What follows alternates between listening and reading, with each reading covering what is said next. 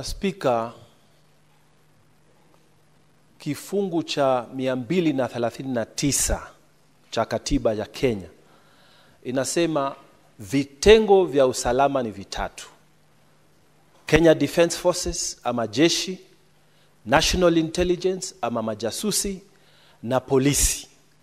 Na inasema mamlaka hizi tatu katika hicho kifungu ziko chini ya wananchi, yani under civilian authority. Sasa mimi nataka kuuliza, wale walimkamata Albert Ojwang, wale walimweka Albert Ojwang katika seli, ni mafunzo gani walipata ya kwamba ukiwa ndani ya seli unaweza kufanya chochote kwa yule mtu ambaye wewe mamlaka yako iko chini yake? Nataka kuuliza Inspector General, nataka kuuliza waziri anayehusika, kama katika training yao hawa polisi, are they taught kuhusu constitution, kuhusu being under civilian authority? Wanafundishwa hii?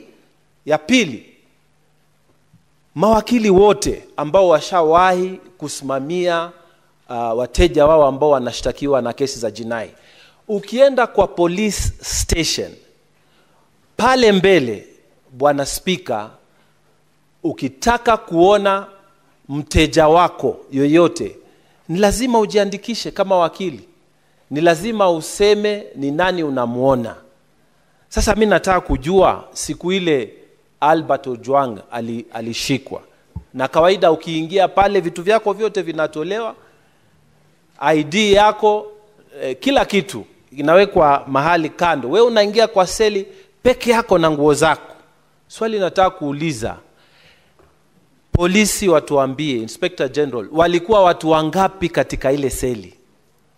Kwa sababu huyu mtu tumeambiwa amepigwa ama amekufa kwa sababu ya maumivu aliyopata. Sasa either alipigwa na wale wenzake ambao walikuwa wako hapo ndani, ama alipigwa na polisi ambao walipata nafasi ya kuingia. Kila mtu ambaye anaingia pale lazima jiandikishe. Tunataka kujua IG wa polisi, ile kitabu ambayo ukitaka kuingia kwa seli unaandikishwa, kiko wapi? Na ni askari gani walipewa nafasi ya kuingia? Na ni watu wangapi walikuwa ndani ya seli ya Albert Ojwang?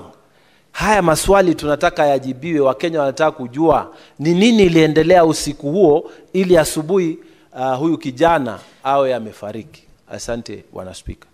Senator Mogeni.